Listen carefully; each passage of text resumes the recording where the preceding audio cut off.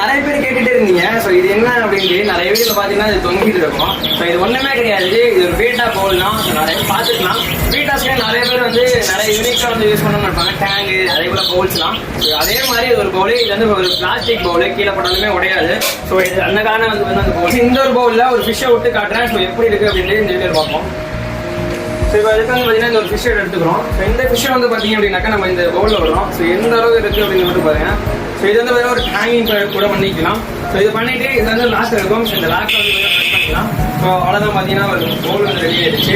So இந்த மாதிரி unicorns ப்ராடக்ட்ஸ்லாம் நம்ம வேணும்னு நினச்சிங்க அப்படின்னாக்கா நம்மளோட வெப்சைட்டில் வந்து போட்டுக்கிறோம். அப்படி இல்லை அப்படின்னா நம்மளுடைய வாட்ஸ்அப்போட கேட்டலாக்ல வந்து பார்த்தீங்கன்னா எல்லாமே இருக்கும். நீங்கள் ஆர்டர் பண்ணணும்னு நினச்சிங்கன்னா ஸ்க்ரீனில் தெரியும் நம்பருக்கு வந்து கால் பண்ணி புக் பண்ணி ஆர்டர் ப்ளேஸ் பண்ணுங்கள்.